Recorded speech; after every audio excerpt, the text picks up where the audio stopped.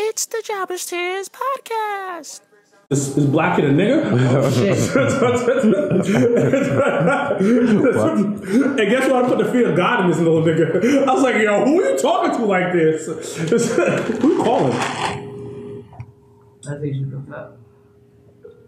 Yo, you talk about dick, Like, you're a female. It's cool. Yo, we're not judging you. Live, so I don't want people to have the wrong impression. Every girl talks about exactly. dick. I really don't, though. You never be like, this nigga's dick is a touch. If I'm talking about a nigga's dick, I'm talking about, damn, what should pick up? I would be talking about how small his dick is. I would never. Oh, you a hater. You're a hater. You're a hater. Yeah. No, but I know someone that has. Wow. You know what? Don't say names. What they say? Yo, don't say names. You know somebody that has one? How do you know he has one? Someone told me they have one. And what You see, that can't always be true, though. That can't be true, though. Wait.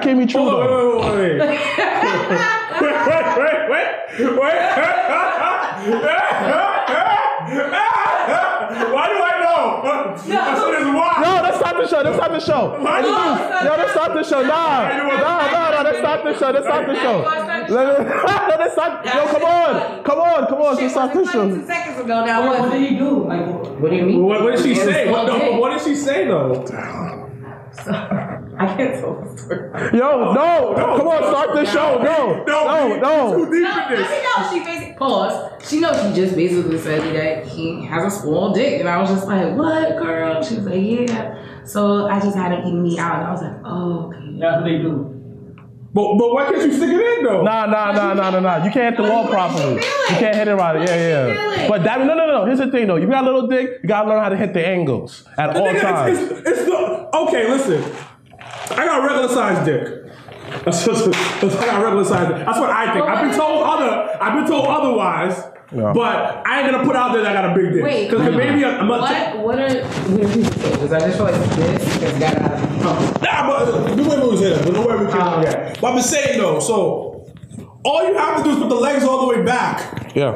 And you're on top.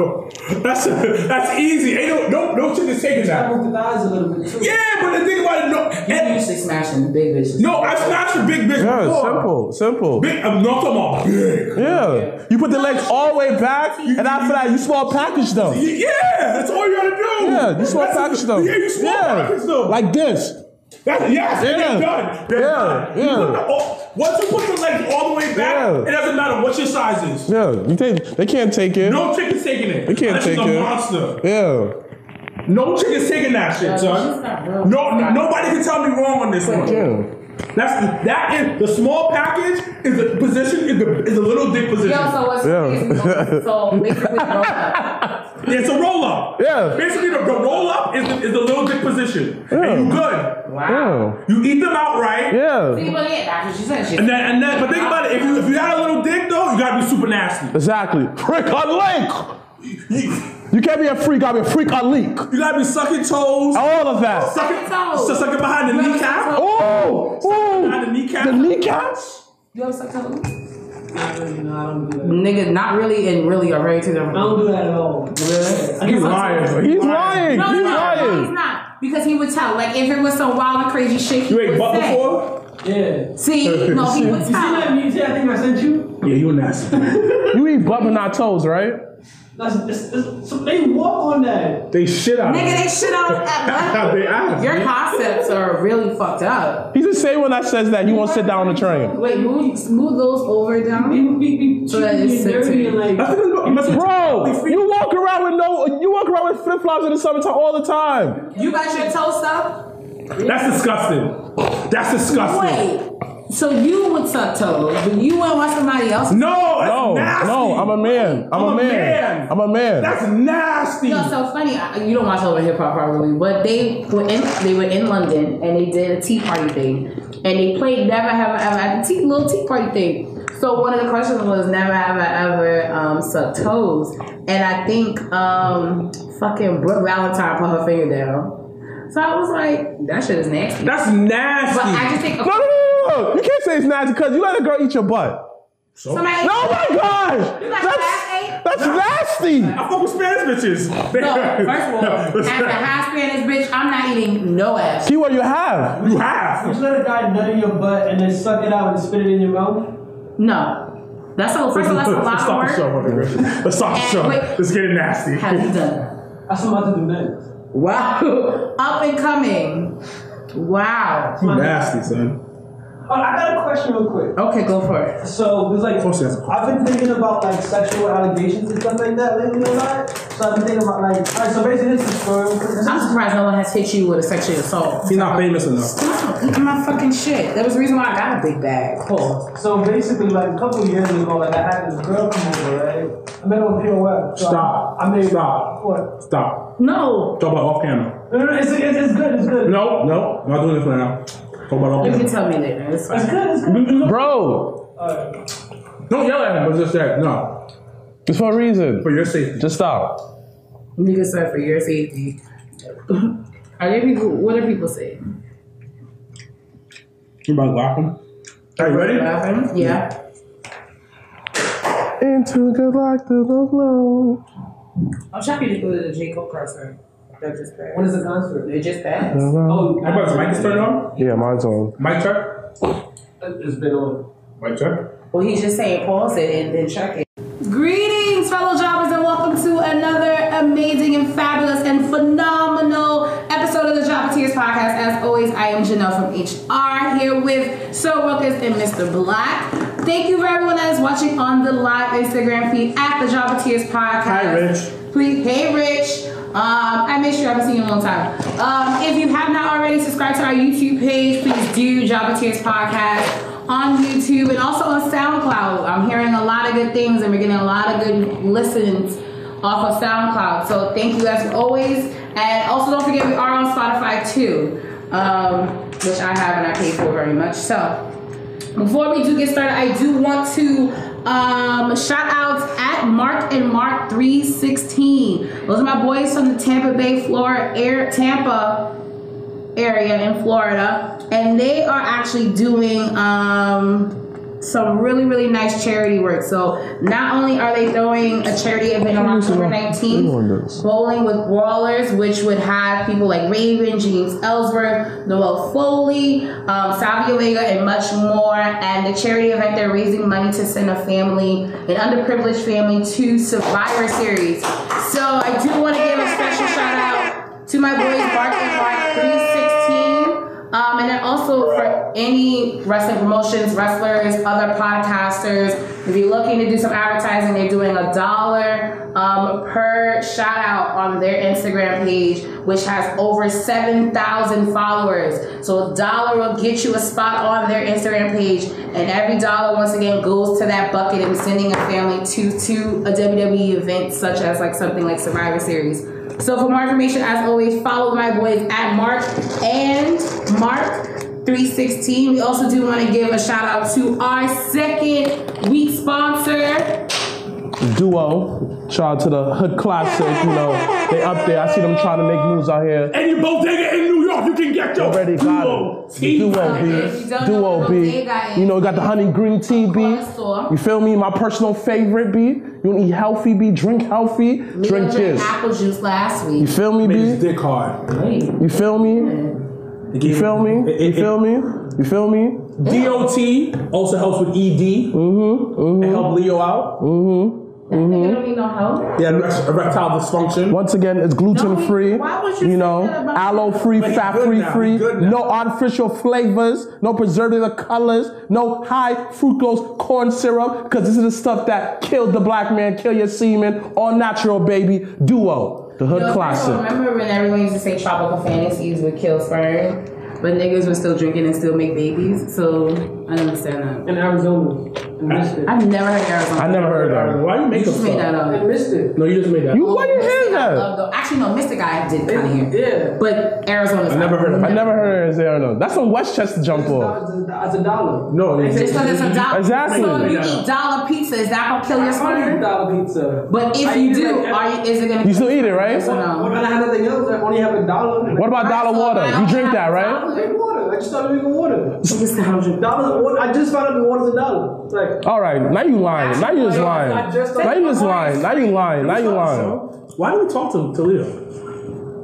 I don't know, but we're going to open up our opening segment behind Gorilla's position with also our pop culture catch-up topics this week. So if anyone has not already heard the long-awaited Lil Wayne's 12th studio album, The Carter 5.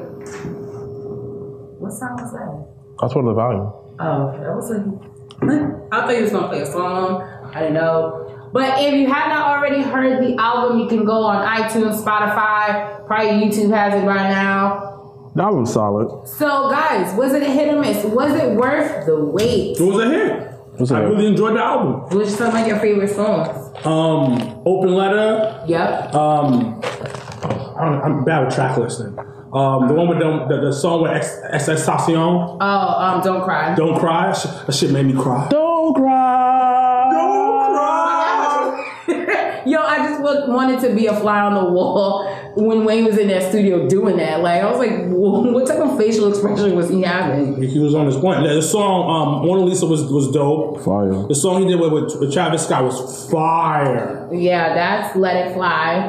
My faves, I do like Don't Cry. I love Can't Be Broken. Such a good song, good message. And I actually really like the song Famous that he has with his daughter, Regine. Because I didn't, at first when I listened to it, I just had it playing. And I heard the song and I was like, who's singing on the track? And then when I saw it, I was like, oh shit, I forgot she sings. But I thought it was such a dope song to have a father-daughter. You know that shit went 500, sold 500? Already? 500,000 the first week? We're gonna stand Lil Wayne's a legend. People been waiting. I don't know if I would pay, because I've seen Wayne in concert before. I was in concert. I don't think, well, this is like, when I saw Wayne, I saw when him and T-Pain was on tour together. Yeah. So it was like, it was popping and Wayne still had the energy, I think. But I don't know if I would pay now to see Wayne just like by himself. Like, I don't know if that energy for a concert. I've never seen him in concert. I want to see him in concert because my son got hits. Fireman. That's what I'm saying. You know, Business officer. Oh my God. Like, come on, dude. You got fantasies about security. Exactly. What? Look like Keith Lee. Yeah. Lollipop. Ooh. I don't know about Lollipop. That was too popish for me. I'm talking about how that But it still was a popular song. It was alright. It wasn't better than What? It was that alright. It was keyword. Okay, I'm not saying that. No, I'm not saying that how that it was the credibility, but to me it was like wasn't a song you like. Yeah, like come on, the Carter 3 was too commercial for me, but the Carter 2? Oh my God! This was his best album. Hold on to my receipt. Or how about how that hustler music? Woo! Fireman. I do like the fact that he had his mom on the album. I think that was a note out of the Sean Carter. Yeah, I feel like every old nigga legend rapper had put their mom. Put their moms put the mom on the album. Like, yo, let's put my mom's on the album. She on the album crying and shit. I was like, damn. The album was good. The album was good. It was a good album for Wayne. I mean, it's a little dated, a couple of the tracks, but it showed. Well, that's because look how long it's been in fucking Baby's jail. The one thing I wanted more was a more introspective version of Wayne, a little bit more of it. Yeah. Like, talk more about what he went through. Yeah. He was very surface. Very surface. Like the lyrics are obviously good, the beats were good, but I wanted a little bit more. And to go a little bit deeper. But and I felt that with me, I had to train my mind to actually like hip hop again. Actually like straight up like rap, not this mumble rap that we so much used to. I had to train my mind to get used to long albums again. Because we had a good stretch and run like songs was only there was only like seven songs on tracks. Long. Yeah, but again, like it was too like the B side was too like, all right, I don't want to hear this no more. You're not much of a Drake fan though. I mean, I like what's name like I like mixtape Drake.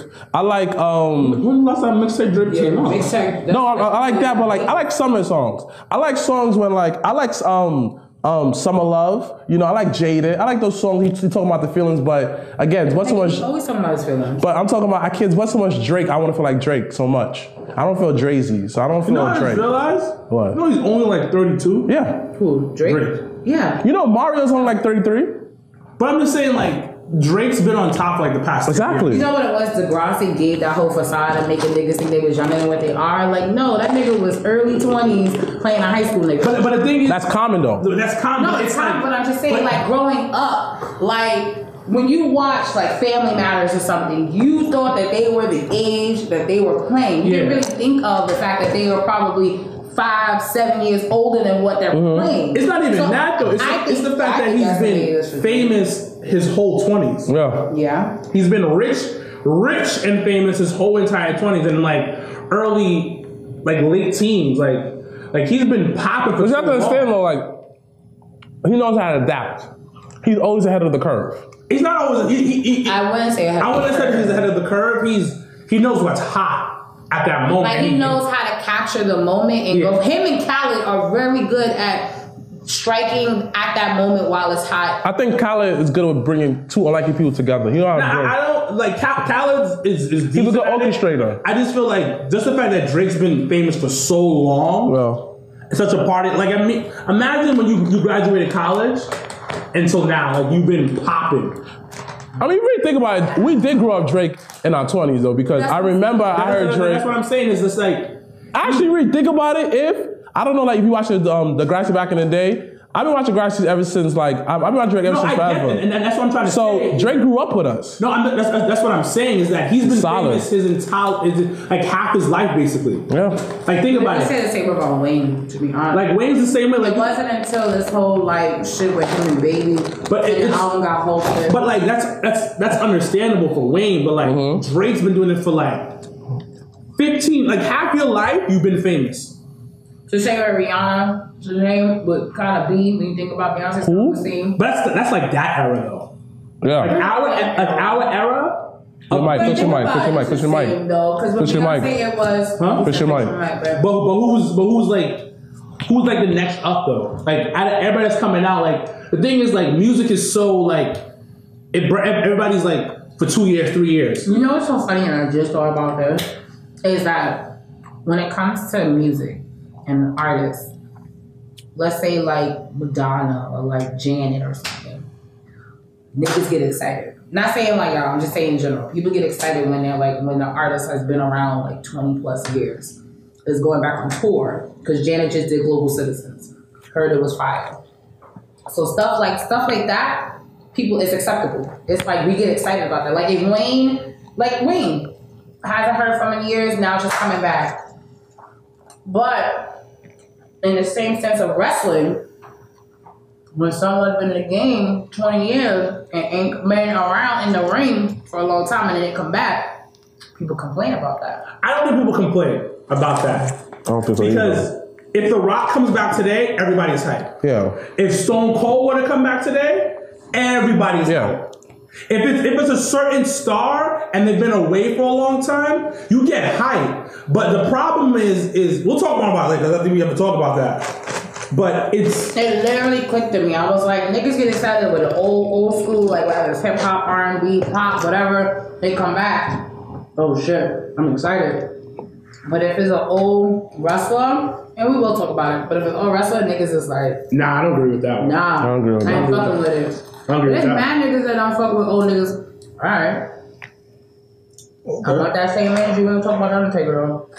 Our second topic for pop culture catch up is, if you haven't, SNL fall premiere was this past weekend, and the interesting Kanye West was their musical guest, and Kanye gave people a run for their money this time again. So he ended off the show talking about Trump, talking about he had the Make America Great Again hat on and stuff like that. So my question to you guys: who are worse trollers, celebrities or wrestling fans? Wrestling fans. But why? Wrestling fans are the second worst fans of any type of sport. Who's the first? Soccer fans. Soccer fans are horrible. They kill people. Wrestling fans think they're smarter than everybody else. And they will go to the ends of the earth to troll you to prove their point. This is one dude, I ain't gonna say his name, I had posted something about something else, and this nigga will not get over this shit.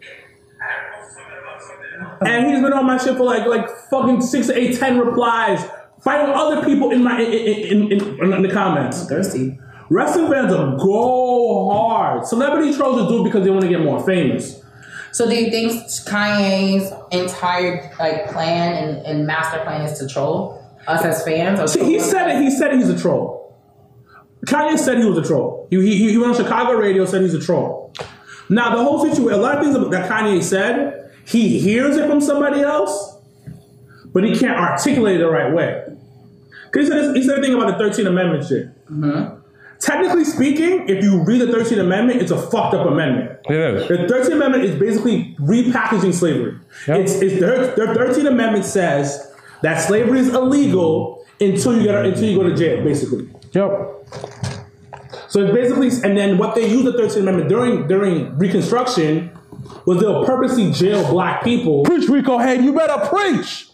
They'll purposely jail black people to put them in a slavery type of situation. Jail is slavery. That's why they make money off of jail. Like, for example, a lot of these companies, like the shows that we watch, it even talks about Orange is the New Black, where they had like the work, they was gonna pay a certain amount. They got hyped to get paid $2 or $3. It's like, oh, this was a good job. You get paid $3 an hour, this, that, and third. And making garments, just like in sweatshops in third world countries. Yeah, and it's he was right about it, but he didn't know how to articulate it. I mean, he would say good points. Yeah. But the thing is, he hears something from the smart person in the room, and then tries to say the same thing. Yeah. But he doesn't know how to fully articulate it. Yeah. And this is a fucking album rollout. His album coming out in 2 months. Mind you, it was supposed to come out the day after Wayne. Yeah. He was trolling again. He was trolling. He's a troll. But I find it so funny for someone like Kanye who doesn't really use like Instagram or like he barely uses like social media like that. But when he's like on like a TV or radio show, he'll troll. Like because he's old school. He's old school. So I find it always interesting. He ended up on TMZ the next day. Exactly. Yeah. Come on, like you don't think that's like him trying to do something? Like he's trying to say that Trump is a great person. And I understand what he's trying to say. He's trying to say that black people don't have to be Democrats. They can be a Republican if they want to. Exactly. But because he's a fucking troll, he says it the fucking wrong way. And that's because he also is not that smart. That and he can't articulate himself the right way. He's been diagnosed with bipolar. So yeah, he even said, "I'm off my medication. I'm off my meds." Stuff like that, like mental health. Once again, find a way to talk about that. It is a serious thing, and it's something that as people sometimes may think that not taking medication is the right way to go. You got to train your. You have not been on the type of meds that mess with your mind. Like you have to understand those meds. Stuff like that. I've been on like something for like when I had like seizures. Yo, those meds make you feel like a zombie. No, they do. Like it literally, no. You have to understand. It clouds your brain and you sitting there like this. Someone's talking to you like, yo, I don't understand nothing you said. I'm still on the meds. Come back in 6 hours when the meds wear off. So I understand why he's kind of also like, yo, I can't function creatively when I'm on these meds. So when everybody making a big deal about him, oh, we should cancel him, this, that, third. I'm looking this way. Yo, listen, if you listen to what he's actually saying, he's just saying it the wrong way, like my brother said just now. I kind of see it this way. It's just like, why are we so quick to cancel out Kanye? Like he's been saying craziness since the start of his career. He's been saying that, yo, niggas don't bang with him. Niggas in the rock, like, yo, I heard that Beanie didn't say what up to me because I'm a little bit different. He's been different since day one. He made Polo hot in the rap game. When everybody's wearing all these oversized, he made it hot. He's always different. So I see it as Kanye West is just like, he's going to say stuff that people may not agree with. Always. That's always been his career. Like the whole Bush don't like black people. That wasn't a popular opinion. Among black people was, among America, it wasn't. White people hated him for that. And they tried to get him out the paint. And conspiracy, let me put my tinfoil on. That's why he had that whole little fake beef with 50 because they knew they had yo, I need something to get back in this. No, that's exactly why he had fake beef with 50 because he said it. He said, when he said that comment, all endorsements dropped. Exactly. So he had to find a way to get back in the game. So he did the beef with 50 to sell records. Exactly. Now the thing with just the end of this. Wait, who's a bigger troll, 50 or Kanye? 50. 50's a bigger troll. Yo, when you just said that, I was like, no, wait, trolling. That shit's a whole nother Trolling level. is the culture right now. Yeah. Trolling is what all my kids do at my school that I work at. That's all they do. True. That's the thing, because we have online. We have social media. So that's what people do nowadays. But now when it comes to that medication thing you're talking about, he's right. Because I have like students who are on medication and they're like, yo, I hate how this shit makes me fucking feel. No, I have friends that have. It's literally like, that are on medication. My mom is a pharmacist, so growing up learning that. Mom's a drug dealer, baby? Your mom's a low-key drug dealer. So growing up and learning and you know, seeing how she works in hospitals and things like that, I've seen it. So I understand. It's literally like a roadblock. Like, let's say how that if I was still having seizures and I took it, I'll literally sit down and you asking me, yo, can you draw something? I'll sit down there for 6 hours looking like, I can't think nothing. But as soon as it faded off, a whole bunch of crazy things comes out. So what it is, ADHD is a detriment to creators. Like, I ain't gonna lie to you, I was in college, right? I had four fucking papers to take, and then 4 papers to do. And I had a test the next day. And I'm a history major. So all the papers gotta be dumb long. Yeah. So the little Spanish nigga that'll sit next to me in class and say, yo, I got the Adderall. You got the Adderall, that's it? I got Adderall, that's it? Yo, I got 25 milligrams, that's $5 a piece. You'll be up all night typing a paper and you'll be fine. So I took 3 of them shits. Nigga, and a Red Bull. I was up for literally 11 hours straight. Because I already have ADHD. Like the whole group knows I have ADHD. But I was up, I knocked out these papers, but if you read it, it'll be reading like a textbook. There's no creativity whatsoever. So nigga gotta get off his medication if you don't release an album. Does it make sense what I'm saying? Yeah. And I'm not mad with the stuff he's saying. It's just that you have to read pay attention to what he's saying. He doesn't know how to say it the right way. And the thing about it also, he's also doing it kind of on purpose for attention. Exactly. To get people talking. Because as soon as you get on it,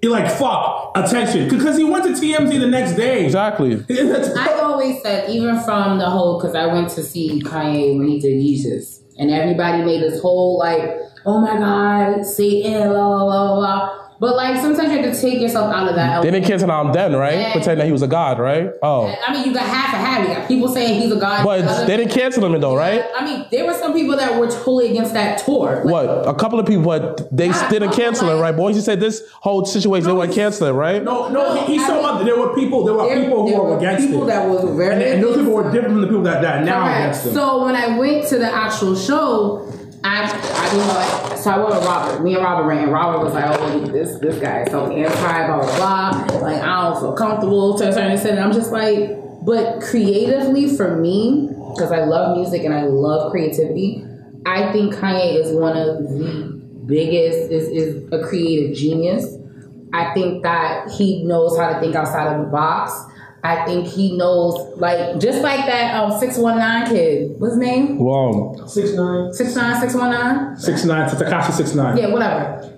That nigga is low-key a marketing genius because he puts himself in situations. He's been doing that forever. Like, no, but that's what I'm saying. A lot of people don't know that. Like, he's not really 21. He's older. But that's what I'm saying. I'm saying people like that, where they go against the grain, they are creative geniuses because they know how to position themselves in a way, and it'll give them a platform to do stuff like that. So, question. So, Shorty's in marketing, and she was telling me how the game has changed, where it's not about influencers. No, it's about, I forgot the words he used. It's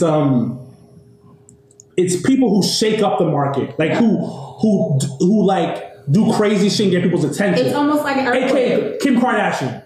When she broke the internet, yeah, that's what people are doing now. That's the new thing. It's all about a shock value. Exactly. It's at that moment in marketing and in advertising, it's all about a shock value. It's all about how can I capitalize at this moment, at this time, at this rate? What can I do? And that's, and you could relate it to wrestling, where certain times when people do debuts or do certain things, it's like, how do I get the most shock value? That was the whole Attitude Era.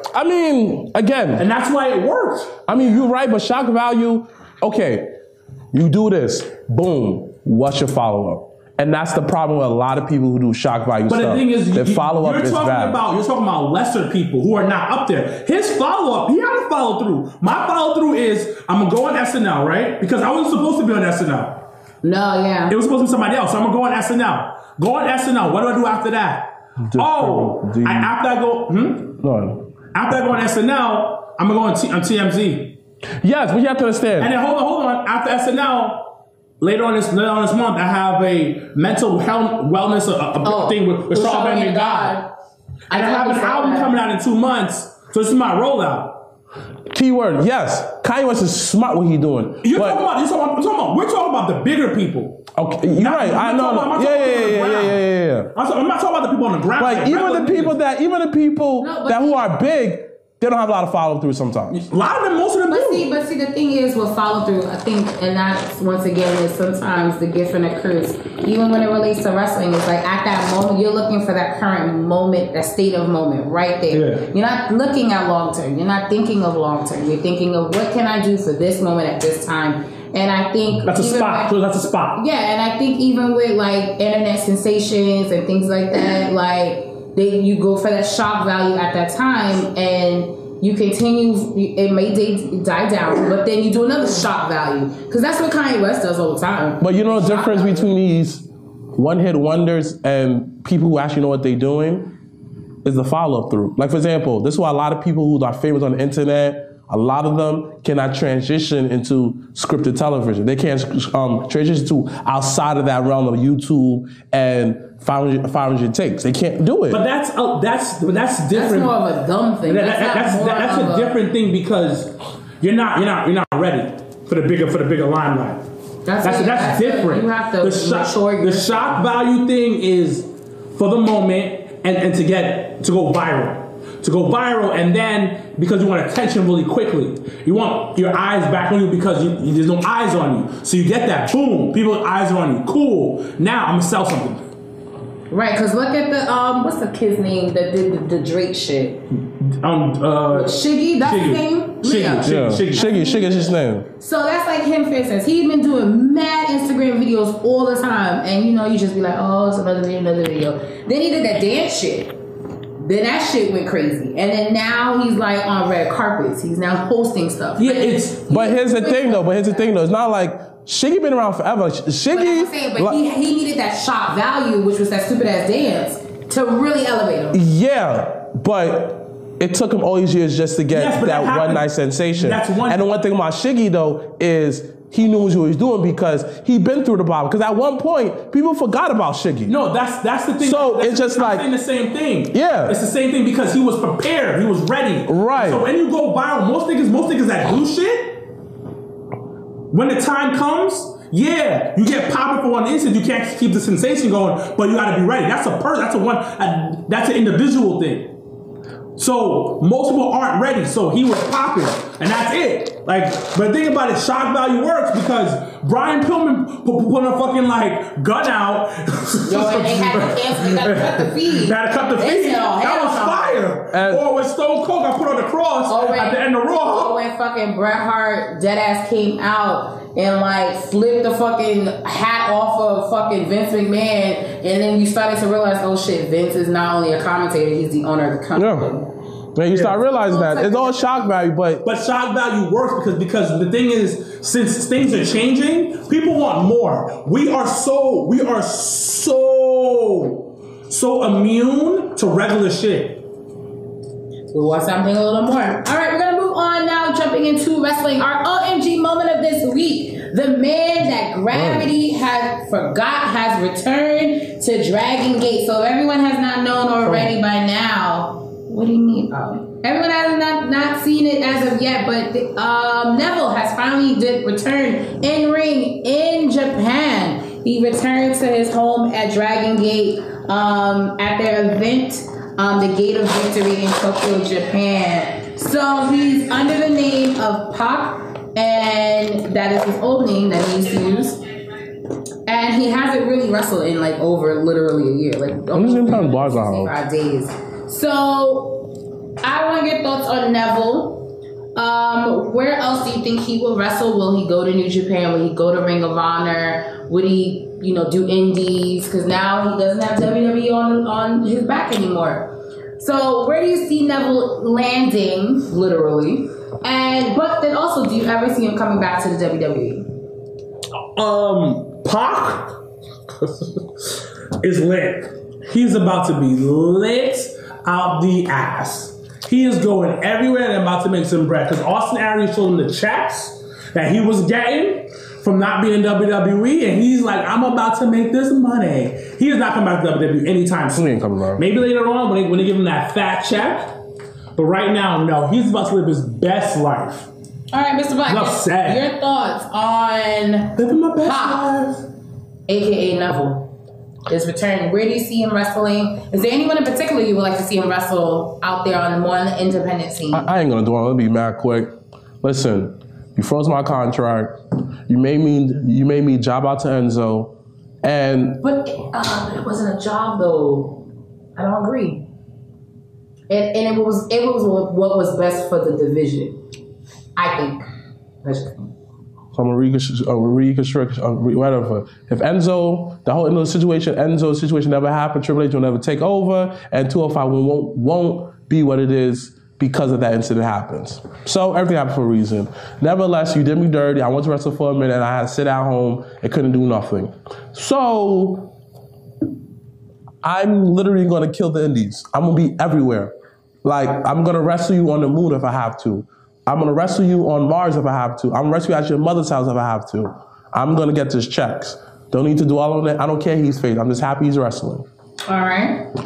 So we're gonna move right along to our superstar spotlight of this week. We decided we want to dedicate this part of our show to an indie wrestler, but this week we chose our home-owned Ken Broadway. Who, if you guys have not ever seen him at House of Glory, best theme song ever. Best theme song ever. You can YouTube it. CashFlow INC he's taking wrestling, in my opinion, to another level, especially with his character, his in-ring. So if you guys haven't already known, once again, he's homegrown from New York. He wrestles, he trains from House of Glory, which is Amazing Red School, which is in Richfield, Queens. And speaking of House of Glory, they actually have a show coming up this Friday. So if you're on the live feed, this Friday, they have their show Extreme Warfare this Friday at the NYC Arena, aka Club Amazora, in Jamaica, Queens, where you can see not only Ken Broadway, but you can see LAX, you can see Rich Swann, you can see Kimberly. Play that. Hold on. Such a great song. We're gonna let it play for like a second.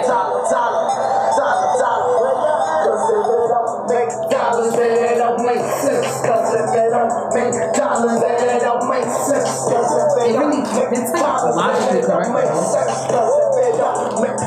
Is this him rapping this song? Yes.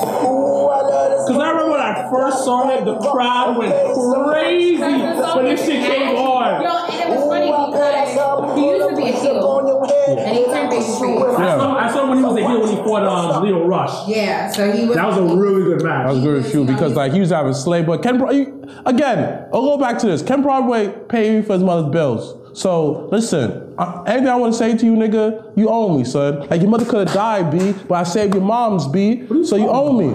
Yeah, you didn't know that Ken Broadway used to pay for his mom's medicals, B? Yeah, but why are you making it seem like it's a bad thing? No, because Leo Rush betrayed him, son. I mean, Leo, you don't do that to me. Get over it. I'm invested. Okay, fine. But once again, my question to you guys. Seeing Ken Broadway, we have in many other independent shows. He's also wrestled for CCW, HWA, GCW, and many other independent wrestling shows along the East Coast. And also in Canada too, he's wrestled. Who is one person you guys would like Ken Broadway to face? Like, he's faced, I think the last time he faced Austin Aries, their last show. Yeah, their last show he lost. Yeah. So he say he losing though. That's what everybody don't like that. Cause he needs to clean up his physique. That's my only issue with him. Like, he's a little on the he looks too regular. Like if you're I feel like that's okay. Austin look regular, smegular. Like nah, Austin, nah. You black. Come on, Ken, you black. You gotta get that look like that Ricochet and no, he doesn't. He's too tall for that. He can still do it. He's 6 foot. He's very. I think he definitely tries to high fly sometimes, and it's just like sometimes like don't do that because he's tall. His body doesn't. It's not. He's not 205 live. He ain't 205 live, but get a little bit more jacked. So he's 220. He's not 205 live. But who's someone you would like to see him face? I would love to see him face Ace Andrews in a ladder match. Okay. I think that would be a really dope match because they're very similar in fighting styles. I feel like there's mad crickets on this shit. No, because I'm trying to think. The last time I saw Andrew, Ace, and I think Ken. I feel like Ken is more of. I feel like he's more of a powerhouse than. I know who make a very good match. So I don't know. I'm biased. I don't care because he's our boy Yaya. Oh, I think that'll be a very fun match. Yaya, who's coming up to me? My son Yaya. Next weekend, we're so excited to see you Friend of the show. And be at the show. I think that had watching him perform. Yeah. I think that them two will have great two chemistries, and I think they'll actually make a good tag team because I feel that Yaya will really feed off his energy. I feel like it's gonna be a very good. One of those matches where like they don't speak before, they just go in the ring. I think them two gonna be very good. Okay. Who would I want? I want some water. I feel like drinking one of those. Damn, I don't remember who Jeff. The reason I want to drink though because it's refreshing. Was it a Strickland? Okay, that's what it was. So maybe Jeff Cobb versus Kanye Broadway. I would want to see. That'll be a hard hitter. I think that'll be interesting. So once again, if you have not. Oh, Ken Broadway versus that when was last what's the name show? The last Battle Club, shout out to Battle Club. The guy who looked like a black version of William Regal. He got like a very tall. Yes. Yes. Yeah. I think that would be a good match. Okay. All right. So, and once again, if you have not seen Ken Broadway live and in color, he will be at House of Glory this Friday. For those that are on the live feed at the NYC Arena, you can go on to HOG. Their Instagram and their Facebook for more information on their event for this Friday. And their one of their main events is actually Sammy Calhoun versus Bully Ray. So it's gonna be a really, really interesting. Put water here. Don't put on nothing. Thank you. All right, so we're gonna move on to our tweet of the week. It comes from you're right. It's called yoga. I didn't say nothing. Did he just do a split? No, he did like this on the floor. Like he's up in the ground. I mean, if there was a big bitch on the floor, he probably would be done. I would too. Probably be the size of the ground. Wow. Okay, went left. All right, our tweet of the week comes from no other big dick status than Chris Jericho at I Am Jericho on October the 1st, the first of the month. He tweeted, and I quote, "Wrestling is boring sometimes. ... #yawn." So, is that true or false? Yes. Honestly, yo, you remember this? There was a stretch for a whole summer, for a good couple of months. WWE was boring. There was nothing on. Let me finish. I'm gonna tell you everything. WWE was nothing on. And then sometimes in some episode of TNA that was trash. Even currently now, sometimes we watching Lucha Underground, maybe sometimes I'm looking like, it was just boring. Sometimes wrestling is just boring. It's just to the individual. All three of us could be watching the same exact wrestling product. It could be anything. Independence, Ring of Honor, anything. It could be one match. I was like, oh, it's just hot. The other might be like, this match is boring. So sometimes it's to a case-by-case basis. There's some things on Raw with the women sometimes. Yo, he may enjoy it. I may come in like, yo, that thing was terribly boring. Someone else may enjoy it. Yo, at the end of the day, stuff gets boring. It doesn't mean that I don't enjoy it any less, but currently, when I'm watching, it's boring. It's okay to have an opinion. Sometimes he probably feel like, yo, I don't want to wrestle. He did wrestle for one, and he focused on his band. It happens. So him saying that is just like, he's human. And whoever got outraged, got outrageous, and went mad hard, decided third and screamed, oh my God, you're making us for a fall. Calm down. All right, it's not that serious. You just said when you did all that, I was like, what? These are the raging nerds in the basement. Not all of them. But I mean, that's the point. The point is when you say a statement, you're going for, you want a reaction. You want people to have an opinion about it. You don't. Let's talk about it, yeah. Right. So then you can't sit there and be like, oh, these raging nerds. Like, they have an opinion. They should be able to say it just like you have a platform on the job. I just hope that, but I just hope that they're not so like attacking him. What are you talking about? Be less biased, be open, like, you know what? I see what you mean, it could be boring. Or you can say, you know what? I know things, have healthy dialogue. Because that's what I hate about the internet sometimes. Just because someone has something different, go back to the Kanye, you don't make cancel them out. Like, I'm going to cancel out Jericho for saying this? No. May or may not. That may be your opinion. For what, man? For what? That's the GOAT, baby. That's a Snoop Dogg of wrestling. That's it. The Snoop Dogg of wrestling? Because think about it. Snoop Dogg be relevant forever. Snoop Dogg is in everything. He doing Martha Stewart's show. He's a coach. Jericho, a rock man. He did movies. Now he's a booker, you know, rocking Jericho out on seas. My son is everything. My son went to New Japan and won the IC title. Think about it. He always stayed relevant. He went back to WWE and then he reinvented himself numerous times. He went. I'm not negating. I'm just saying I don't think Snoop Dogg is always like since what have been in the game. He's always reinvented himself. He went from Snoop Dogg has always been the high nigga from Long Beach. Hey, creative, and he a creative. I think that's a right. Like that, but he's always reinvented. Think about it. He went from Murder at the Case that they gave me to like he's with Master P in movies. Then he went from coaching Little League. He went from producing movies, with the youth with Wiz Khalifa. It's not the same thing. Is this that? You know I say relevant like Snoop Dogg. Snoop Dogg has to stay relevant for a very long time. Like we Jericho. Still talk about just like Jericho. I don't know what the fuck we're talking about this because he's obviously trolling. Jericho's definitely trolling right now because he has something big coming up. And he's trying to promote his fucking cruise. It's like, wrestling is boring. But you know where you should go? To my cruise. Exactly. Come on. Once again, marketing at a shock value. That's all I'm saying. We should definitely title the episode of that. But all right, we're going to move on to our last topic, which is the rumor of this week. Has there been some training at the Broken Skull Ranch recently? So as everyone has heard, WWE in Saudi Arabia has this big long-term deal where they're now doing WWE Crown Jewel on November the 3rd back in Saudi Arabia. And, we talked about it last week where, they offered The Rock $20 million. And, I said last week to HBK, if the zeros were enough, he would come back in the ring. So apparently, Saudi Arabia wants old superstars. They want that nostalgic feel for events that they're having.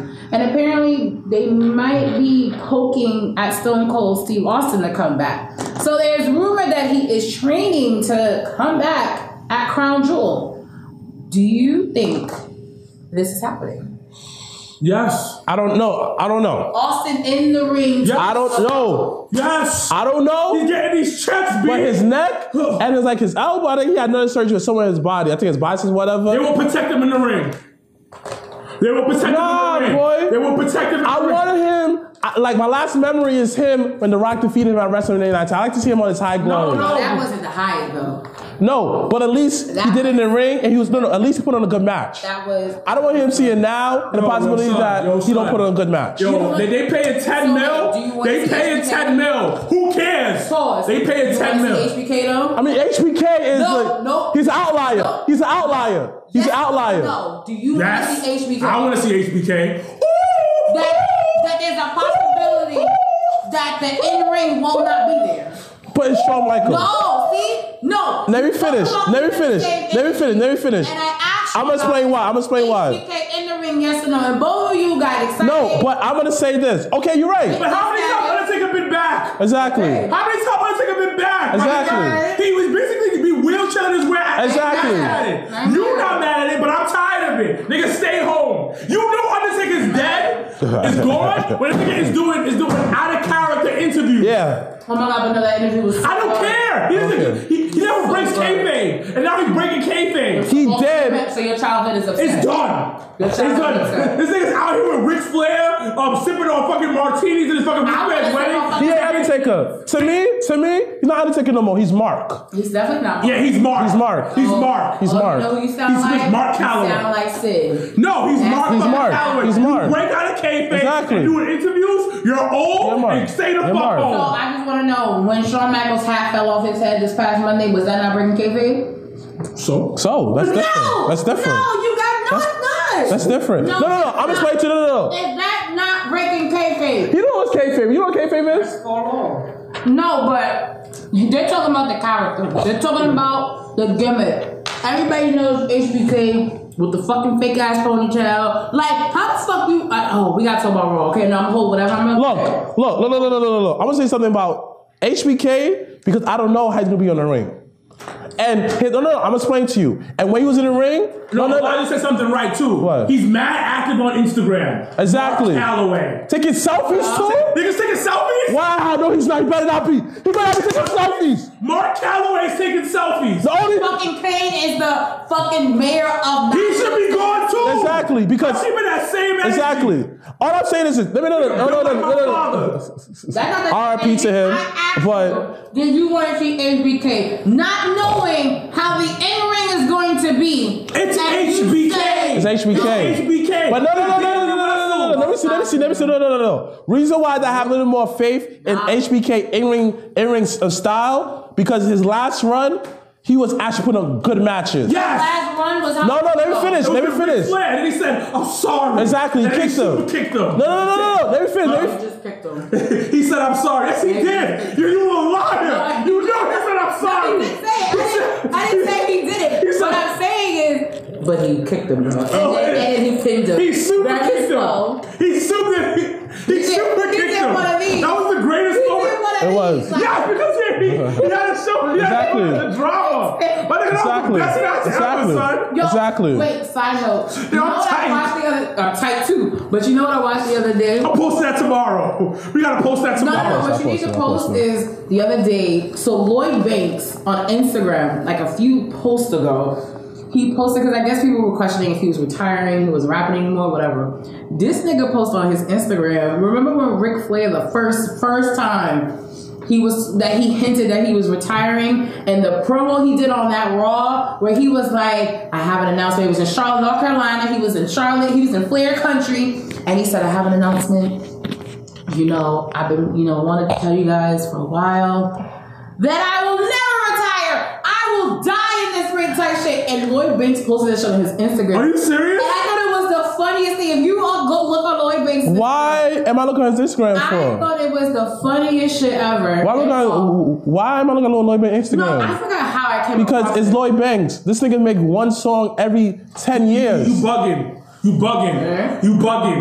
So Lloyd Banks is a spitter. No, that's what it was. Oh, he's mad lazy. And Paulo. But he still got bars. What's last? He still got Lloyd bars. Banks he's not whack, but Lloyd Banks is not relevant. You a hater, my nigga. It was. Stop talking. Name the last Lloyd Banks album. Stop talking. Name the last Lloyd Banks album. Stop talking. The Hunger for More. Exactly. Rotten Apple. How long ago was that? I don't care. How long ago was the Carter 4? How long was the Carter 4? Why you a hater? But Lil Wayne. Queens too. Okay. Why you hating on G Unit? I never had on G Unit. Yes, you are. Yayo is my dad right there, B. What? I love Toy Yayo, B. I love him, son. So I never disrespect G Unit. But Lloyd Banks is a part of G Unit. Yeah, he doesn't make music. He doesn't make music. I'm sorry. Whatever the fuck is. What is the other one that was in? Young Bucks? Yeah. He does make music. He does. Where? In the South. In the South. Yeah. On that piff. Yeah. Really? Yeah. Look up Young Buck. You see on that piff. Anyway. But okay, Lloyd Banks. When's the last time Lloyd Banks made a fire track or some fire freestyle? I'm disrespecting him, son. Get out of here, Lloyd man. Banks is king. What? He's a legend. When was the last time 50 had a really big hit? He has power. In the strap. No. What? The strap. The song that the song the strap. I'm not disrespectful, son. Absolutely. He has power. You're disrespecting Lloyd Power Banks. is not music. But once again, the greatest retirement fight was Shawn Michaels versus Ric Flair. He turned around and said, I'm sorry. And then he super kicked him. And then he slowly covered him. Don't forget that. Yes. You saw fake wrestling is? You saw fake wrestling is? It was so dramatic. But like Ric Flair look at him and get a kick. No, but it was what really actually makes me mad now thinking about it is the fact that Ric Flair could have picked up his elbow. Like he could have Exactly. Why y'all doing this right now? I think that this way. I think Ric Flair knew that he was done. Cause I think TNA contacted like, yo, we give you $20 million to come over. So he accepted the pin. And he allowed HBK. Why y'all hating for us? I'm not hating. TNA offered a buttload of money and he took it. Why you ruining one of the greatest retirement matches of all time? You and I both know. Ric Flair ruined it. Mania all over again. You can see that was only good match that night. I'm watching it again. I'm watching it again tonight. But TNA, I mean, bro. Like if you haven't watched it in a long time, YouTube Flair's it's the greatest moment in wrestling. Promo. I'm not retiring. Yes. Is that Lloyd backstage? Yeah. Never retire. Yo, but the whole clip, it's like a 2.5 minute clip from Raw. YouTube it. It's the funniest thing. The greatest moment in sports entertainment when he turned around and said, "I'm sorry," and he kicked him, super kicked him. He ruined it by going to TNA after. I don't care. No, I don't care. Why you guys do? You know what? Move on. No, he didn't. I don't agree with that. I'm tight. TNA helped. I mean, Ric Flair is always going to be relevant, but TNA kept Rick in the wrestling mix. We're ruining one of the greatest retired matches of all time. Like, we're not going to act like Main Event Mafia was not a recreative evolution. It's cool. But Main Event Mafia, like Ric Flair wasn't in there. He made Fortune. Oh, one of them. They were a remake of that. No, Main Event Mafia was popping. Fortune, it had quality members, but of course, Hogan came in and ruined it. Because Fortune was popping. They had Bobby Roode. What? The Fortune versus the what's name matches? No, y'all ruined my weekend. No, shut up. Y'all ruined my weekend. Anyway, what's next? We're going to move on to our second segment, the WWE recap this week. I feel like both Raw and SmackDown were not that bad this week. I mean, once again, they're going into the Superstar Showdown, which it will be at 5 a.m. Saturday morning in the East Coast and 2 a.m. on Pacific time, so out in Cali. You're going to be watching it at 2 o'clock in the morning. But they're preparing to head to Australia, down under. So I think both shows were not that bad, but the ending of Raw, if we can we just have a moment to talk about how Shawn Michaels looked like y'all? Just white. Just what? Bald? And white. Growing his bald head. Exactly. He had his fresh do-rag on. No. The do-rag? The do-rag? Fucking band. It wasn't a do-rag, it was a bandana. He had a 99-cent beauty supply store bandana on. And so why you hating on my man Shawn Michaels? No, son? Because that nigga made me tight because I promise you months ago that nigga had a fade. That nigga had hair. So he's balding. He said, hot. "Yo, I'm done with this." My issue is exactly. How you get bald before Hogan? What? He been bald. Yeah, Hogan been bald. Hogan got this. No, Shawn Michaels been bald. No, but Hogan got this forever. But he's bald. No, that's not bald. He still got hair. No, my God, that's bald. That's bald. That's bald. Yo, no, that's bald. Yo, you got hair like this? You not bald? But what's I'm done. If you go to George Jefferson, you're bald. 2 weeks ago on Raw, when HBK first got on Raw and he came with the cowboy hat, I was just like, everybody on the internet was talking about like, yo, he need to get rid of that cowboy hat. Like, yo, like we know he ain't got no fucking ponytail anymore. Like, what the fuck? So it was like an imagination. And then this week on Raw, when that shit flipped over the head, I said, this nigga got the Neo effect. He needs to put that hat all the way back. He didn't look bad though. He didn't look bad though. Come on. Oh my gosh, man. You look like Texas Walker right there. I feel like he about to kick some crime. No, he looked. He is the Wexler. Yo, y'all really disrespecting. How? I'm not disrespecting him. I didn't care. He should disrespected him. I'm really tight. I'm gonna do my 2 ups and my 2 downs. All right, so go ahead. Not disrespectful, son. And HBK's hat better be one of those ups. One of my ups, and I'm actually genuinely surprised I'm giving this nigga an up right now. Dean Ambrose promo he cut was actually a pretty good promo. Talk about it. Like it was legit. Like I felt it. Talk about it. Like niggas really don't want to fuck with you, but you dealing with. But they trying to fuck with you. It's some typical nigga shit that Dean Ambrose is going through that nobody else know. I'm gonna give another up to Drake Maverick's outfit. Yo, that fucking all black sleek, like he came out of Express. Yo, he was looking real fly, B. He didn't look stupid in the AOP outfit. Yeah, in the Army fatigue. Shit. Rockstar Spud, that's not you. What's your downs? My downs are, I really didn't have a down because I enjoy. You know who really surprised me? Alicia Fox. Need to charge it. Alicia Fox in the ring the other night was really good against Bailey. Yeah, it was really good. And they should really keep. I was surprised that they waited. They almost closed out Raw. That was the last match. Yeah, and I also want to get something off. Like, I think they should use Alicia Fox a lot more. I've been saying that. Very much underused. I know you've been talking about her for a while. Forever. Her and Calvin loves Alicia Fox. Calvin, also the Black Wrestling Alliance loves Alicia Fox as well. Like, he legit loves Alicia Fox. Oh, that's his name? Huh? Calvin? No, it's a different person. Oh, you got mad at Wait, that's his name? You know his name. Like, figure it out. I thought it was like some British name, like mad British, like. What's a British name? I don't know, something like Strong Style or something, like That's William. not a British name. That's a form of wrestling. What are you talking about? I don't know. You sound mad ignorant. We're moving on. No, we're not entertaining this. I thought it was like. No, we're not entertaining this. I don't know. What's a British name though? No, we're not entertaining this. I would say William. It's a regular ass name. Idris Elba's British? Idris, something like that, yeah. Idris is definitely probably go ahead. African. No, like I said. Oh. So stop it. All right, your last down. Last down. The Brothers of Destruction attacked Triple H. Fuck out of here. That was a down. Yeah. That was a down. That was not. That was not. My ups for the up and ups. Not at all. I got to shout out to Ruby Riott. That was a solid match. Really solid. We be getting a snack for her man though. You sent me that picture. I was like, this no one put me on. Deadass Girls told me about him. Yo, because they were. Shout out to Deadass Girls. We're gonna have to work on something too. Like I have to work with these girls because they are mad funny. You heard them? They're mad funny, and we always are like on Instagram here and there. Those are my girls, so I gotta figure out a way. Because they were talking. Because I was listening to their last podcast, and they start disrespecting their podcast. They keep going. So shout out to Sir Wilkins, Miss New Booty. Sir, but I mean, shut up. And then so they were like, "Yo, I love how niggas be trying to disrespect Ruby Riott, calling her ugly, but her man looks mad good, And like, yo, listen, I could care less how her man look like. I never saw her looks. But I'm saying like, not bad but I don't think she's bad looking. Oh, I feel like that when she got her new hair color and she re-embraced it. Like I love her look. But like, the thing is, I just hate that Cassie. Yo, can I put her up and down first though? Yeah, but go ahead. Yeah, my bad. I like that whole Ruby Riott match. That was a very good match. It was. Another up for me was I'm sorry. Raw was just a whole bunch of repeat. My biggest down is, yo, this dude was mad disrespectful. Elias, talk about the Seattle Supersonics beat. Yo, I've never heard that. Son, that was attitude heat. And the whole segment, on Twitter. like, I respect the fact that they kept trying to go through it. I feel bad for Leo Rush because that whole match after, I was like, I can't even watch this because it's not enjoyable because it was just like, it was so much booze.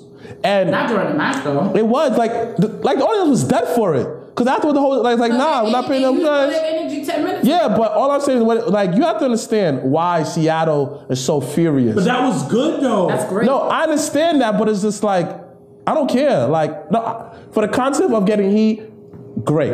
But this is me as far as just like on like I know.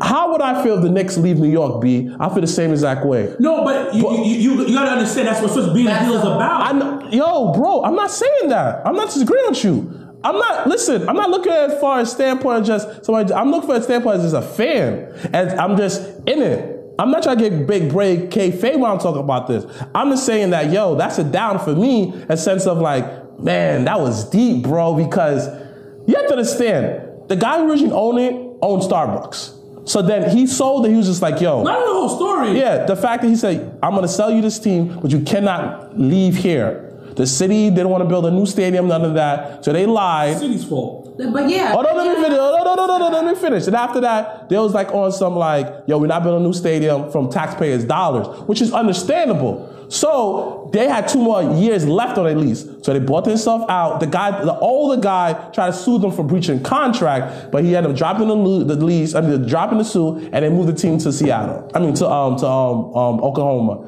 And they haven't had a team since then. It's not like it's not a sports city. It is.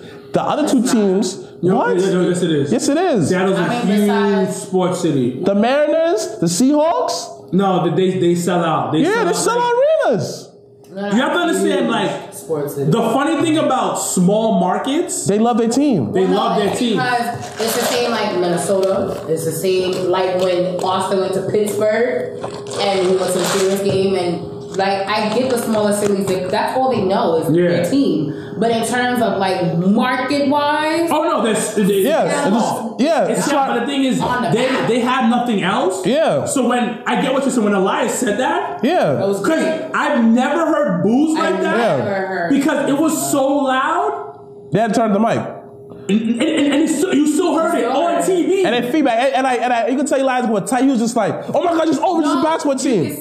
You could see him trying not to laugh. He was sitting there with. He didn't get tired with Leo Rush after a while? He wasn't tight. No, you can see Elias like knowing what he did. And once again, that shock value. He was dead ass trying not to laugh. Like, if you watch it again, he's not trying to, he's trying speaking not to on laugh. Elias, I know you have to go. You have to say one thing. Elias one of the few people in the E right now that doesn't need to win matches. Yeah, he doesn't. I would like to win more matches because that's what's so much that you can upkeep a losing. He doesn't do anything. He legit goes out there and it's gonna get stale soon. Yeah, that's what I'm saying. I'm surprised that he's had it for this long. I don't think it'll get stale. No, because I think it'll get stale because everything gets stale after a while. Like look at the biggest companies, Nike. After a while, Nike had to keep on reinventing himself. That goes back to what you said, shock value. When they introduced Kaplan into like as their new cover athlete, shock value. It was a big risk, but big reward. All right, so you're so that's another down, and another down for me. It always goes back to like. I'm sorry, but I love breast cancer in the next person, but like I can't judge it, but those things would be mad long sometimes. Like, I mean, how do you think niggas feel sitting there? Yeah, it would be so long sometimes. Yeah. I mean, for those that do not know, October is Breast Cancer Awareness Month. So those that have, someone, whether they're going through breast cancer or they're a survivor, do encourage everyone to wear pink this month. It's also Latino Heritage Month. Actually, it starts in the middle of September to the middle of October. So it is. So hold on. Wow. Y'all come in the middle of September to the middle of October. Wow. Ain't talking about black. Still 30 days. No, son. They can't even come on time for their own month. They come late. They come late in September. And y'all talking about black people coming late, right? It's like a period. Wow. Wait, time out. Who invented this shit, son? It comes in the middle of September to the Asian Pacific Heritage Month. The same people. But they have a whole month. I mean, it's a month. To be fair, Black History Month is 2020. But it's a month. But we know it's in February. Exactly. Technically 30 days. Yeah, but you say from half of September to half of October. Yeah. What are y'all doing out here, B? Living our best life. You sure? I am. You sure? I can't say. I mean, like, this man internal beef between y'all two, B. Between the black Latinos and the other Latinos. That's one other story for another day. But I don't even know what you just said, but okay. But all right, let's go. Yeah. But all right, to SmackDown. We'll start over with you, Mr. Black. 2 ups, 2 downs. Oh my gosh. It was solid. And once again, it was always good to see my son, Shelton Benjamin. I feel like Shelton Benjamin needs to go back to his own theme song. I feel like he win more matches with that theme song, but his new theme song is not hitting. I want to hear. The theme song determines the winner. Yes. I feel like how that it give you more hype. Like, yo, I'm back to my old ways. And if you're already scripted to lose. Yo, son, why you gotta kill the vibe, son? I just don't want you to sound silly. Because I said you should go back to the old theme song. No, I feel like it's more hype. You should just say that and not say that the song is going to get him more W's, because it's not. I feel that way. Okay. I feel that way. All right, another up. Another up for me. SmackDown in total, like, there's not much to say about it because it's basically advertising for the next main event. But again, SmackDown's always solid. It's always, big dick status across the board. It's always solid. It's always delivered. It's gonna give you a solid 45. This film is solid. It's solid dick right here. Good. Pause. That was mad reckless. My ups and downs. Yo, I'm fucking with R-Truth right now. I'm Carmella, B. You see her hair? Fabulous Truth. Yeah, R-Truth needs to be protected for the people. R-Truth has abs. R-Truth. He always had abs. No, but he's 55 and has abs. He's good friends with Vince. Yeah. They're really good Super friends. good friends. Yeah. He needs to be protected. I'm happy that Vince protects him. Oh, absolutely. Vince got his guys. There's a small circle of people where he will protect to the end of the And honestly, though, Truth right now, he's probably living his best life. you know. He's been living his He said something about it because somebody tweeted like, "Yo, R-Truth, you're a joke. You just dance around. You're stupid." He's like, "Yo, I'm making 6 figures, doing what I love, and putting smiles on people's faces." Yeah, and on top of that, like, yo, like this all goes back to New Day. When everybody be talking about they be cooning it up, this, that, and third. Now, let's really break it down. I hate when people always put black people in the box. Meaning that how that you gotta be thugging it up, this, that, and third. You gotta do black people things. You gotta be traditional, a black person. So R-Truth is doing black people things. He's a rapper. But to be honest with you, but like, he's not the whole gangster rapper. Yeah, but he's still being himself. He has dreads and he has earrings. I know, but I'm saying that how that he's not dark skin. All right, never mind. Because you just killed the whole vibe. You're not listening. But he's doing black people shit. But to be fair, whatever. Not only other people. Whatever. Because you just missed my whole point. Listen. You said about black people shit. He's living his best life. Yeah, he's comfortable. He's doing black people he's shit. living his truth. He's not forced to do that. Yes, he is. Okay. All right. Why you getting tight? Because you're not listening. You're always talking over it. No, you're not. You ain't saying shit. Because I'm trying to talk. You said he ain't doing black people shit. Because I'm talking, you interrupted me. Let him finish. Go ahead. No, go ahead. You always do that. Every time I talk, every time I try to make a point. Yes, I'm getting tight because you always do that. Why you getting tight for? Just leave it alone. Because you always do that crap, son. Why you getting tight for? Relax. You always do that, son. Relax. It's not that serious. Interrupt me right now. Not that serious. Interrupt me right now. R-Truth is doing nigga shit. Yes, good, right? Super. You getting tight. You getting mad emotional for no reason. I'm not. You never let me finish talking. So finish talking about R-Truth doing nigga shit. But go ahead, finish. All right then. R-Truth needs to be protected. He's doing phenomenal. Randy Orton, I fucks with Randy. That's a thumbs up. Why? Because fucking Randy Orton. Randy Orton's a phenomenal heel. You's a hater. No, I'm not. I'm just looking at you like. You's a hater. But really? Charlotte Flair ruining Becky Lynch shit. Thumbs down. How's that a thumbs down? I ain't really fuck with it. I wasn't really. In the fucking smackdown. What more did you want? I mean, How much you want? and they just stopped doing this shit to Oscar. Yo, for real. So what's next? What are we doing next? Real talk. Wait, I'm mad y'all didn't talk about a up being Aiden fucking English. What the hell wrong with y'all? You expected that to come. You expected that coming, son. No, but that was so great the way. I hope they don't drop the ball on Aiden. I got faith in him. All right, so we're gonna move on to. He's married to a Guerrero. He'll be alright. He'll be alright. But she doesn't even wrestle really. She wants to be actress and all types of shit. Anyway, we're gonna move on to our question of the week. So in the beginning of the episode, we started to talk about this.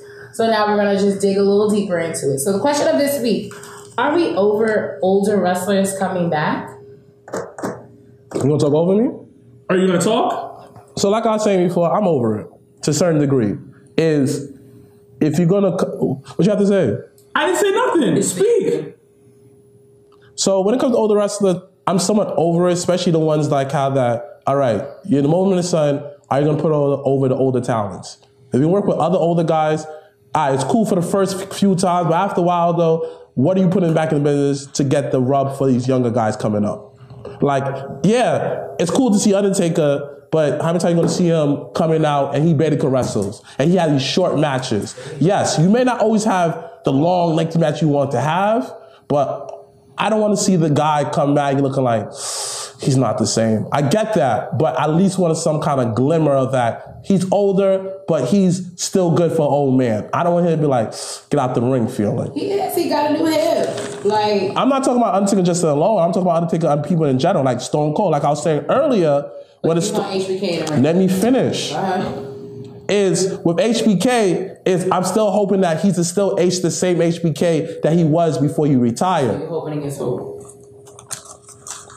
Like I said before, I'm hoping that HBK is somewhat the same exact way. If he still kept in shape, if he's still training, because when he left, didn't have no major injuries. He had fatigue and stuff like cool, but he was still good in the ring. Now when it comes to Austin, I'm more like, all right, Austin, you was kind of wear and tearing before, and when you did come back in a few spots, like your stunner wasn't as glamorous as it was before. It's kind of like, I don't know, Austin. I don't know. I just hope he's the same way if he's going to come back, but don't come back to the point where like how that it's kind of like cringe. If you're coming back, and each time you come back, you put on great matches, like Triple H, even though he does come out every once in a while a little bit too much, in my opinion, but he still put on good matches. He's still solid in the ring. You can still depend on him to give you 15 to 20 minutes. But that's because of Triple H and how he keeps himself. Right. So it all goes back to what I'm saying earlier. If they keep up the same shape, they even after retire, have a good diet, have a good workout routine, and don't overdo it, then I respect the comeback. But don't do it to the point where like you taking spots away from the Seth Rollins, from the D. Ambrose, from dudes like Aiden English and stuff like that. Dudes like how that, you taking a little extra 15 minutes, 5 and 5 could have went to 3 other matches to add. To add that. Because don't take up the spot for these guys who needs a spot. If we want to be, if you want to see the next Austin, if we want to see the next Undertaker, these guys cannot always come back and take up these valuable spots.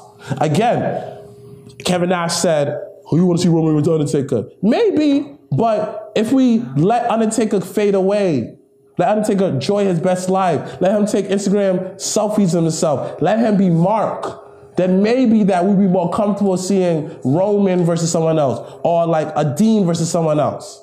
You see? Like, what's the point? Why are we holding on to the past so much? But like, do you want HBK to come back in the ring? You missing the whole point. No, I'm just saying, you want it to be one way for the people like Undertaker or for people like Kane, or you want type A to be non-existent, but then you want type B to be like, well, if they can do it, I don't mind it. You missed my whole point. But then they still take away from the time that you want all these up and coming people to have. You heard nothing I said. No, I heard everything. I said, if a guy Triple H, all these guys are coming back, don't do it to the point where you're taking up all these valuable spots all the time. So the point of everything, so the point is, there's nothing wrong with old guys coming back, but it has to be as novelties.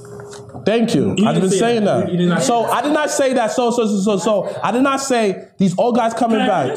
So I did not say that. So I did not. No, because like how you're gonna say that I didn't say something. I didn't say that. You spoke. So I never said that these old guys coming back. If you're gonna come back, at least don't take up all these spots and put all these young guys.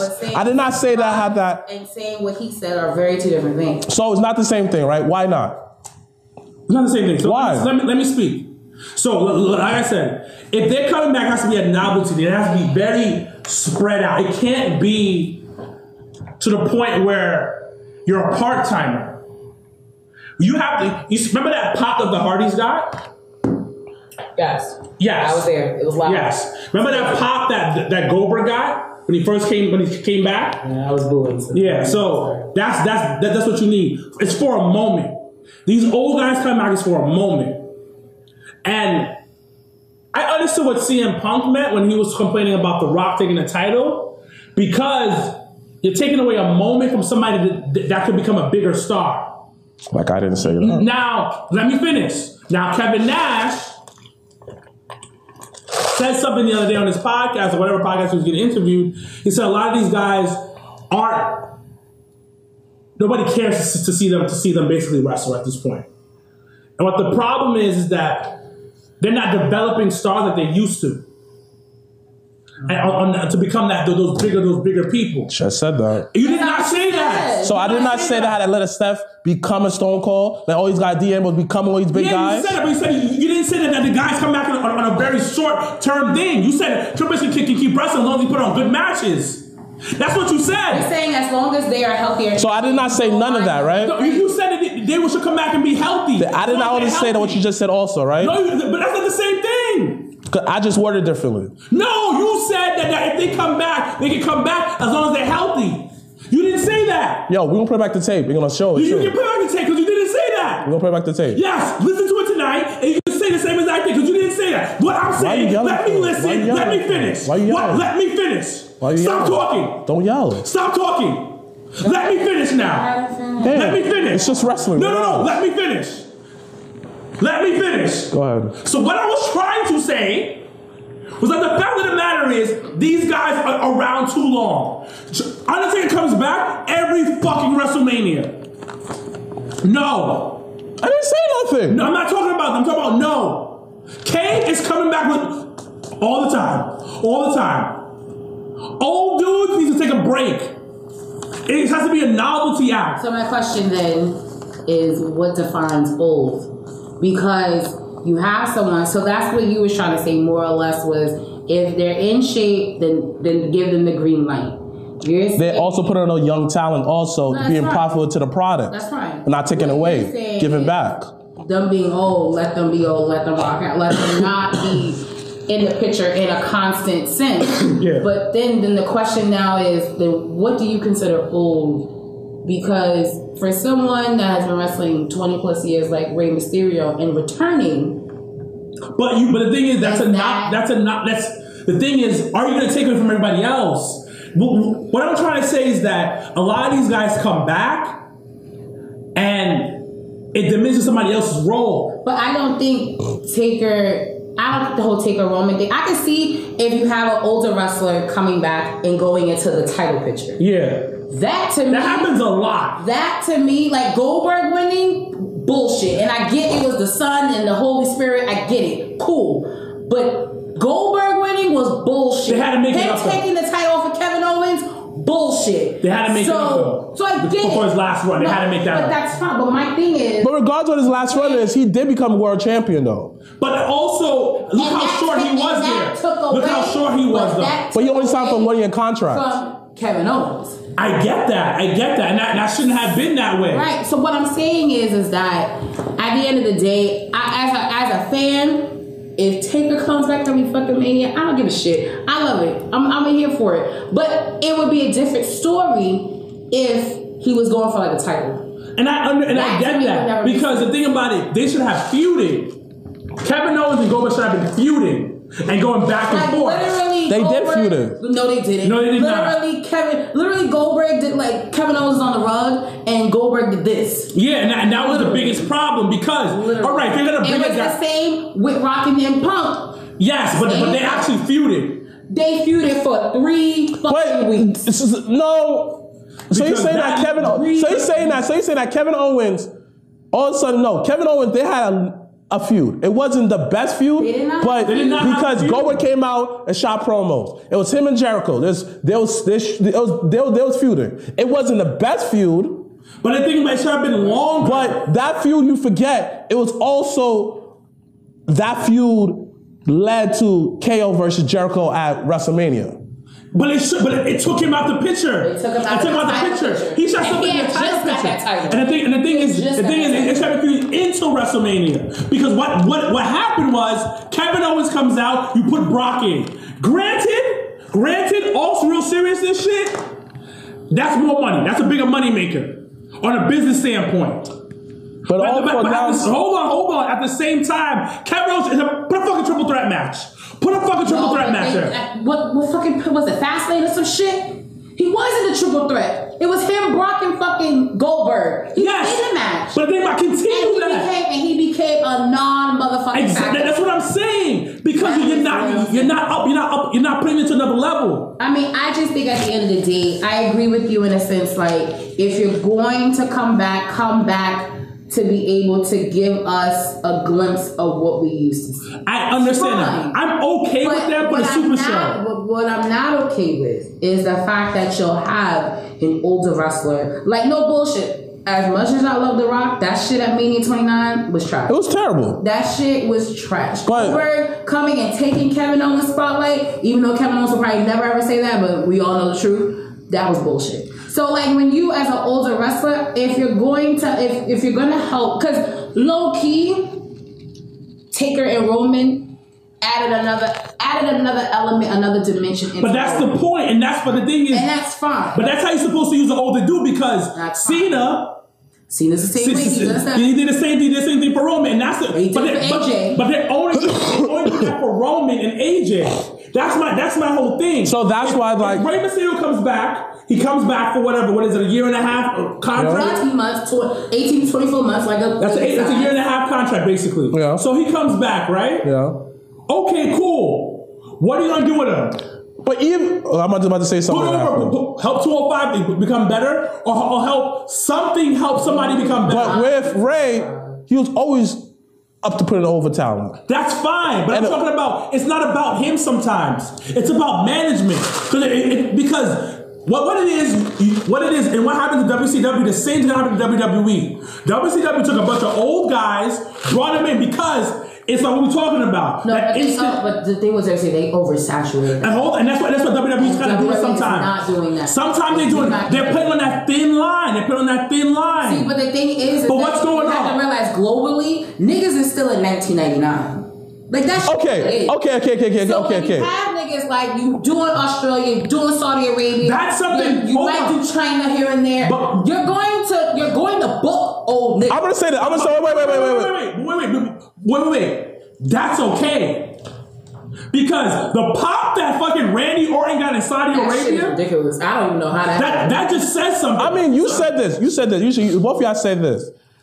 I'm okay of them doing stuff overseas because it's not, what I call an anime where it's called a filler episode. These are fillers just to carry it today. Yes, but do I agree with The Rock ending someone's reign so you go there and champion? No. I'd rather see The Rock versus Stone Cold.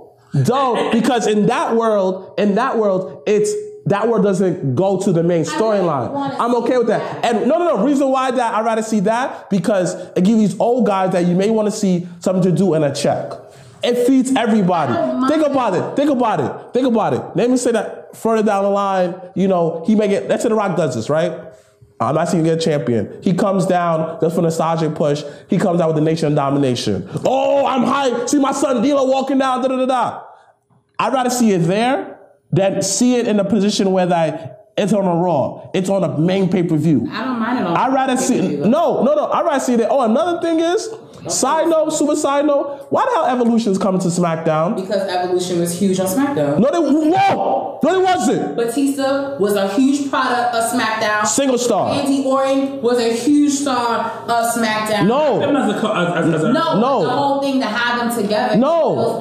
But you have to understand, the only person out the three. I don't care. I didn't really like Evolution like that anyway. No. I'm upset, and I'm not really upset, but it's just like they advertise Evolution coming back to SmackDown. I'm looking like they're not SmackDown star. The only person big SmackDown star is Batista. But Ray only got bigger on Raw. No, Randy was huge on SmackDown. His world champion, Raw. All his bouts. When after Evolution broke off. Oh shoot! He was. You know what it is? I forgot that he was feuding with. He had a great feud with Christian. He was feuding with what's his name too. He was big on SmackDown. But let's move on, guys. Triple H and Ric Flair. I don't know. Just think about hold on, we're gonna move on. But it's the 1000th episode, so you're gonna want to build something. They're La Familia. Those are SmackDown legends. That's a SmackDown legend stable. La Familia. That was a SmackDown stable. Who was in that? Edge, Chavo. Edge is already scheduled for SmackDown. Edge, Chavo, Zack Ryder, Kirk Hawkins, Vicky. Sounds like and that's the reason why I said who. Right, But you wasn't really watching wrestling like that. No, but I was, and I don't know who the fuck that is. None. Barely any big stars. All right, so we're gonna move on to this new segment that I was encouraged by my good friend Larry Morgan. Shout out to Larry Morgan. And of course the boys, because as everyone knows, they're brothers. So in our first season of the Drop Taste podcast, our first few episodes we did rivalries where we did dream matches and things like that. This remix of rivalries for this season is called sibling rivalry. So basically we're going to put two siblings together, whether they are blood related or not, in kayfabe world. And we're going to talk about them. Who was the better one? Who wrestled better? Who had the better matches? Things like that. So we're just going to take a quick 2 to 5 minute civil war battle. And this week battle, and once again shout out to Larry because this was our topic of this weekend. Who was the better Hart? So we're going to have a quick debate about Owen Hart versus Bret Hart. Who wants to go first? Owen Hart overall is better than Bret. Why? He had a better presence. He knew how to take a character to another level. I think he was more of a company man than Bret was. Or people might say differ. Definitely think Owen was more of a team player than Bret. Yes. And overall I thought he was better. Bret obviously was a better in-ring person, but I don't think he was that much better than Owen, to be honest, in my opinion. Okay. And Brett was just put in a position that at the time there was no stars in WWE, WWF. At the time, Brett was it. So they gave it to him, and they left. Yeah, and they basically looked over Owen. They never really gave Owen a full chance. But and also the stuff that they wanted Owen to do was on some like, my nigga, I have kids at home. I'm not doing this. It was some X-rated shit. Yeah. That was the direction they were going in, so he wanted to have some value. And I will always say Owen Hart was the better brother overall, and I always will say that Shawn Michaels is better than Bret Hart. Ooh, Larry, you heard that. All right, Mr. Black. Owen Hart versus Bret Hart. Who was the better brother? The safer wrestler is Bret. Honestly, he never injured no one in the ring. So for everyone's... Are you holding Austin's neck against Owen? No. He didn't apologize, though. He didn't apologize. That's the only thing I don't... Whoa. I don't know if he didn't apologize or not. Stone Cold said he didn't apologize. He got hit like a billion times. He probably did. No. He probably felt that if Austin tucked in, then that wouldn't happen. I mean, so, again... In that era where... Ours wasn't nothing.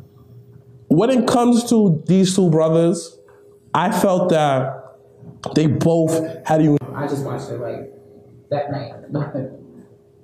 Cool. So, like I was saying before, when it comes to his in stuff, one of my favorite matches is the Lion Dance match. And all the stuff he did with Steve Blackman and with Ken Shamrock.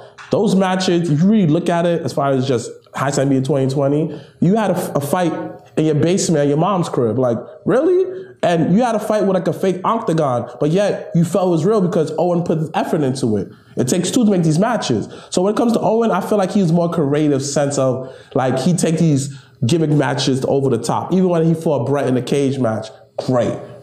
He made Bret look extra entertaining in the ring. So when it comes to the two brothers, I have to say that, I have to go with the safer brother, Bret. You're holding Austin's neck against Owen. Because Austin would still be kicking butt right now. No. You don't know that.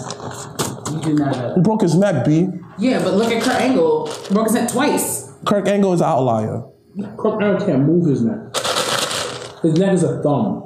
But he's built like a thumb. Regardless, that nigga can take a bump though now. He's an outlier though. So yeah. So alright, so we're going to end off our 4th episode, season 2 of the Drop Sex Podcast. What are always you just made the list? Has anyone got any specialty? The little kid that called the black kid nigger today. Wow. That's the kid who made the list. Gotcha. I'm done. Sounds good. One of my friends saying that how that she's trying to justify R. Kelly behavior dating young girls. I mean, but we don't look at... How was it? Leonardo DiCaprio does it all the time. What? Leonardo DiCaprio? That's what I'm saying. Like, I mean, when you have older women going after younger men, there's no issue. Listen. That saves lives, though. It doesn't, sure. Yes, it does. It doesn't. Empty balls, safe hall. How many milfs? Look. All I'm saying is this. When it comes to our Kelly situation, is this way. Keep that same energy. Like we had argued because she was just like, oh, you look like you defending Kanye West. I'm looking like, well, Kanye West just said some stuff. And if you look you did the research, he said it, he clarified what he's saying. I was like, but you don't cancel R. Kelly. Well, how you know if R. Kelly did it? I mean, it's blatantly obvious. It's obvious he did it. And after she wanted to say, well, you have to understand, you can't be judging people. I'm looking like, well... You can't judge Kanye. No. And she was like, how that, well, you can't only blame on him because they want to have sex with him too. Wow. So I hit her with that it takes two, right? It's just because a young girl come on to you, you don't have to sleep with them. It doesn't matter. R. Kelly, I will give him some. I'm like, wow. She tried to sneak it in. She tried to be slick about it. I was like, okay. She's a dirty girl. So I was like, oh, no. Want to smash R. Kelly? But why you justify R. Kelly's saying that, oh, these young girls came on to him? You're wrong. That's nasty. Yeah, that's crazy. But wow. You have girls out here that are 14, 15 that look like they 20. Exactly. Out here dead ass propaganda and some shit.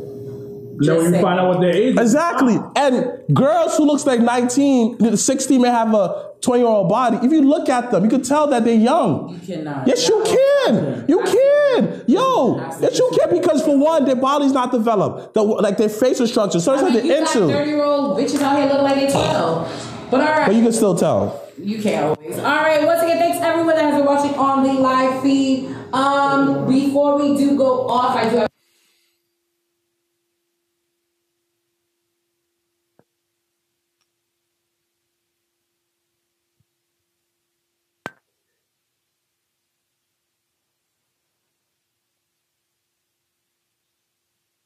It's the Jobbers Tears Podcast.